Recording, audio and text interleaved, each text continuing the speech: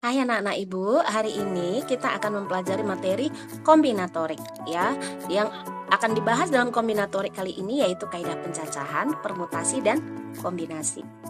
Apa saja yang akan kita bahas di sini pada kombinatorik ini yaitu kaidah pencacahan. Apa yang masuk dalam kaidah pencacahan yaitu aturan penjumlahan dan aturan perkalian. Sebenarnya pengisian tempat ini juga masuk dalam aturan perkalian ya, karena menggunakan perkalian juga nanti ya. Nah, kemudian ada permutasi. Permutasi juga 3 jenis, permutasi dengan unsur yang berbeda, permutasi dengan unsur yang sejenis, dan permutasi siklis. Terakhir ada kombinasi. Setelah mempelajari materi ini, Ibu harap kalian bisa melihat soal, apakah soal itu menggunakan aturan penjumlahan atau aturan perkalian. Dan setelah mempelajari ini, kalian juga Ibu harapkan mampu memahami dan menjelaskan perbedaan antara permutasi dan kombinasi, sehingga tidak akan mengalami kesulitan ketika menghadapi soal. Mari belajar ya. Nah, apa pengertian dari aturan penjumlahan? Ini adalah kaidah pencacahan yang pertama, yaitu aturan penjumlahan ya. Nah, jadi sebenarnya pada aturan penjumlahan ini adalah kejadian saling lepas, artinya dia nggak sama-sama bisa dilakukan, nggak dilakukan secara bersamaan atau merupakan sebuah pilihan. Jadi secara definisinya itu bisa dikatakan jika ada K1 cara melakukan kegiatan 1, K2 cara melakukan kegiatan 2, sampai nanti Kn cara melakukan kegiatan N. Maka banyaknya cara kegiatan itu terjadi, ya tinggal jumlahkan. Yang penting dia saling lepas ya, nggak bersamaan dilakukan. Yaitu K1 tambah K2 sampai tambah Kn ya. Ingat, karena biasanya digunakan untuk beberapa kegiatan yang tidak sekaligus dilakukan, tapi merupakan sebuah pilihan. Oke, mari kita lihat contoh yang pertama, yaitu apabila di kantin kita ya, di kantin SMA Negeri 5 Pematang Siantar, ada 6 jenis minuman ya, dan ada 4 jenis makanan ringan. Jika seorang siswa, misalkan katakanlah si Dila, misalkan si Dila pergi ke kantin, dia mau beli satu jenis saja karena jajannya terbatas ya. Dia mau beli satu jenis mau makanan kah atau minuman.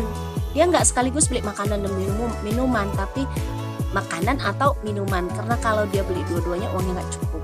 Jadi ini kan kejadian yang tidak dilakukan sekaligus ya, tapi dia memilih ya. Ini adalah sebuah pilihan, apakah dia beli makanan aja atau membeli minuman saja, sehingga ini masuk kategori aturan penjumlahan. Berarti berapa banyaknya pilihan yang bisa dibelinya di kantin tersebut, maka tambahkan saja 6 tambah 4 berarti ada 10 pilihan. Bisa dipahami ya?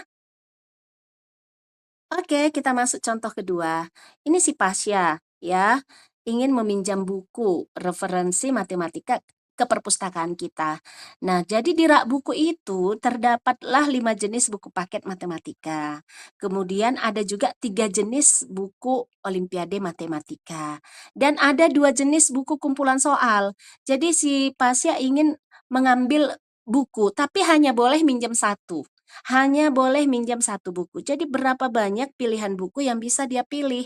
Berarti kan kalau hanya satu dan, nggak bisa lebih dari satu, maka ini pakai aturan penjumlahan karena dia hanya memilih satu saja ya. Berarti 5 tambah 3 tambah 2 ada 10 pilihan yang bisa didapatkannya. Oke, apakah sudah mengerti tentang aturan penjumlahan? Kita akan bahas tentang kaidah pencacahan yang kedua, yaitu aturan perkalian. Kalau tadi aturan penjumlahan itu saling lepas atau tidak dilakukan secara bersamaan, merupakan sebuah pilihan. Nah, kalau aturan perkalian dia bersamaan dilakukan. Ya, jadi bisa dibedakan ya, bersamaan dilakukan. Jadi jika ada K1 cara, ya, K1 cara melakukan kegiatan satu, K2 cara melakukan kegiatan 2, dan KN cara melakukan kegiatan N.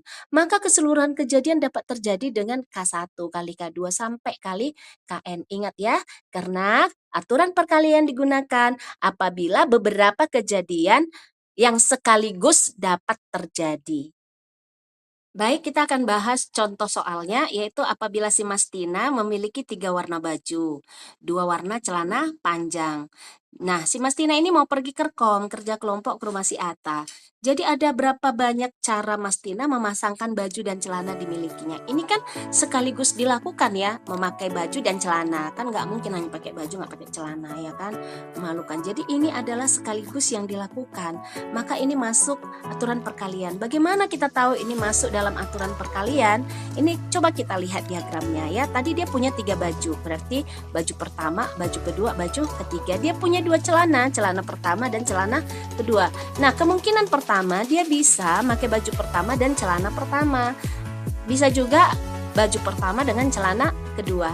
Bisa baju kedua dengan celana pertama, baju kedua dengan celana kedua, atau baju ketiga dengan celana pertama dan baju ketiga dengan celana kedua. Jadi kan ada berapa banyak kemungkinan pasangan baju yang bisa digunakan si Mastina. Berarti kita hitung 1, 2, 3, 4, 5, 6. Jadi ada 6 pasang. Jadi sebenarnya bisa saja dengan mengalihkan 3 kali 2. Tapi ini dengan diagram ini bisa dibuktikan bahwa ini memang menggunakan aturan perkalian. Bisa dipahami ya nak ya. Oke, kita akan bahas contoh kedua. Apabila si Dharma memiliki sama seperti si Mastina tadi ya, kondisinya di sini si Dharma punya 3 kemeja, punya 5 warna celana dan 3 pasang sepatu. Berapa banyak cara Dharma memasangkan pakaian dan sepatu yang dimilikinya? Jadi ini kan sekaligus juga dipakai kemeja, celana dan sepatu. Berarti ini juga aturan perkalian. Ya udah tinggal kalikan saja banyak pasangan yang dapat dipakai si Dharma, yaitu 3 kali 5 kali 3. Hasilnya 45 pasangan kemungkinan yang bisa dipakai oleh si Dharma. Nah, kita akan bahas tentang aturan pengisian tempat. Ini juga bagian daripada aturan perkalian ya. Jadi aturan pengisian tempat ini jika terdapat langkah pertama dapat dilakukan dengan N1 cara, langkah kedua dengan N2 cara, langkah ketiga dengan N3 cara, sampai langkah ke K itu dapat dilakukan dengan NK cara. Maka banyaknya kemungkinan yang bisa terjadi, yaitu kalikan semua N1 kali N2 kali N3 sampai kali NK.